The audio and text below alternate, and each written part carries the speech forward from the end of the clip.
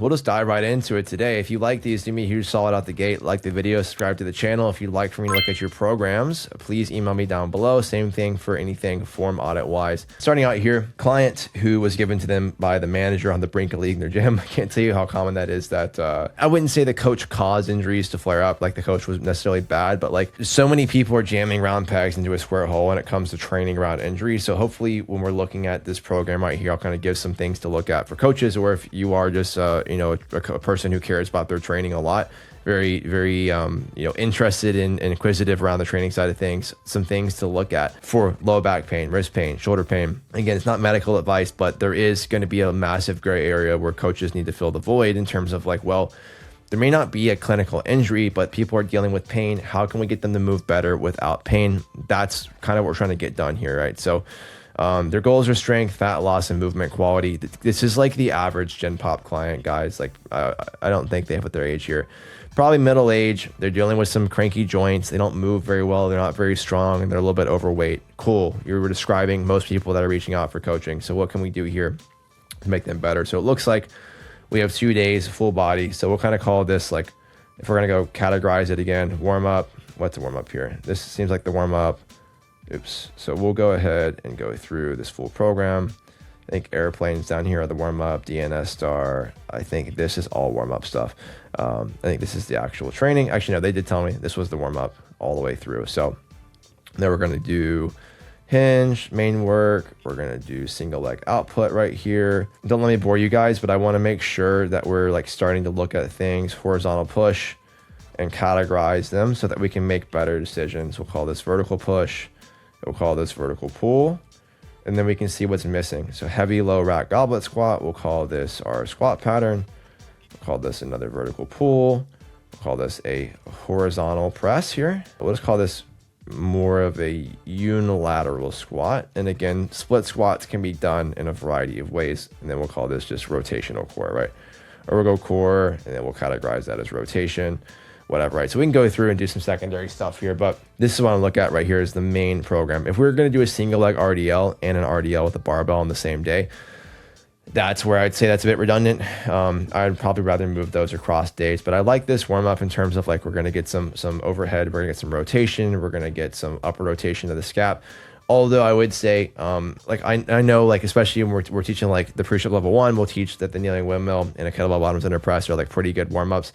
I look at them more as like gatekeeper drills, which is also what we talk about, where it's like, if you can do it, you're probably going to be getting a lot done. You probably are pretty high functioning, but for somebody who's really regressed, I don't think it's necessarily the best warm up to get them into if they can't execute it very well. So honestly, I would just spam maybe even some passive work, but I like a landmine press with just a barbell, getting some awareness around the rib cage, stacking the rib cage, being able to keep it pushed back in space as we get overhead. So many people compensate through the rib cage trying to get overhead. So I love this. Any sort of like single leg variation in the warm up, whether it's a step down, single leg RDL, I would caution that most Gen Pop clients that move poorly are going to have a hard time doing a single leg RDL, but we could scale that, right? It could be some sort of kickstand RDL, could be a step down, but something unilateral, get moving through the hips, get some awareness around pelvic position, foot pressure, things like that. Now, here's where I would caution, if we're dealing with somebody who doesn't move very well, they have chronic lower back pain, shoulder pain, I don't like starting with a barbell RDL. Not like it's this boogeyman or this right to be earned, but like the weight's more out in front of us. A lot of people have a hard time pushing their pelvis back in space and maintaining that mid-foot pressure while they're hinging. So when the weight's already out in front of us, that's going to influence us back into our heels even more. I love starting with dumbbells or kettlebells.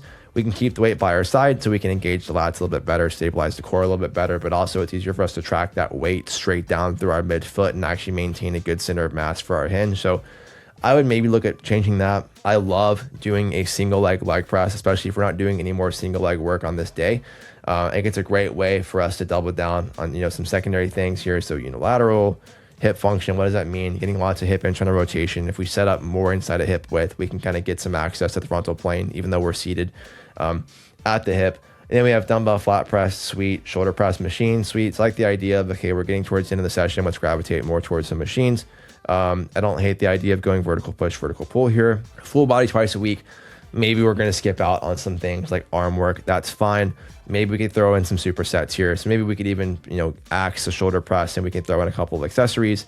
But as is, I don't hate this. I think most of my Gen Pop clients I have twice a week. I'm doing something that's pretty similar to this, honestly. Where I would look at again is, this warm-up's a bit long. I don't want to take somebody who's training twice per week and have them spend 10 minutes per day. So 20 minutes out of their 120 minutes. What is that? Math is hard. And like 10-15% of their day is going to be taken up by warm-ups. I don't love the idea of that. If anything, I'd say, hey, get there early, get on the treadmill, do a couple of things, stretching, foam rolling, whatever. And then I want to run you through some of this higher like skill-based warm-up stuff, for 5 minutes tops before we get moving. Same thing down here, airplanes, DNS star, cable pullover, Jefferson curl. Maybe we do a cable pullover, we do a foam roller, squeeze, toe touch. I like airplanes too, but like I'd probably pick 2. And then I would almost lead that into like A1, A2, then A3 would do a low rack goblet squat, or would do a Zercher squat, whatever this is going to be for the day. Heels elevated. I think it's a great pattern for somebody who doesn't move very well. Gen Pop wants to get moving good, get stronger. All the things said above, I love that. Lat pull down, sweet. Incline dumbbell press, sweet. So vertical pull, horizontal press. We covered checked a lot of boxes here. Maybe we put the split squat earlier in the day, just because like the average Gen Pop client is so ass at split squats. Honestly, even like intermediate to advanced trainees can be really, really poor movers with unilateral stuff. So more need for internal stability. Maybe put that earlier in the day, and then some core work. I think core work is always great for Gen Pop clients, but this is not a bad program at all. A lot of this is making sure, okay, if we have this person in, it's only 2 days per week. Let's make sure we're getting the most out of our time with those 2 days, and that we're not doing anything that could be, take it or leave it. Let's try to get only things that are checking a lot of boxes. In terms of back pain, again, I like where this is. I would maybe change the RDL with the barbell. I think the split squat I'd maybe do with the goblet hold. I would do it more of a vertical translation of the pelvis, more up and down, just to avoid any back crankiness. But we have enough in here between teaching a hinge, teaching a split squat. Like, we're checking a lot of boxes from a movement quality standpoint, wrist and shoulder pain wise. Okay, I would look to do things that are going to be giving us more freedom of motion at the wrist, and then also able to improve shoulder mobility, stability, strength. We can just move better, organize rib cage better. That's what I'd be looking for. What are we doing here? Landline press is already great. That's going to be doing a lot in that regard. Dumbbell flat press is going to be giving us a lot of freedom of motion.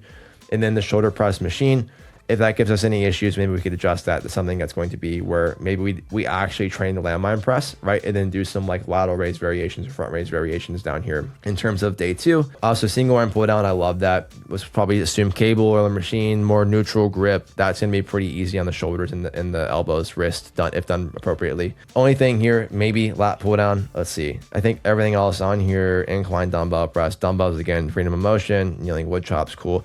Lat pull down, maybe we just double down on a single arm pull down for the same reasons. That fixed grip bar could cause some issues. Doesn't mean it will. That's just me being overly cautious because I can't see the person in front of me.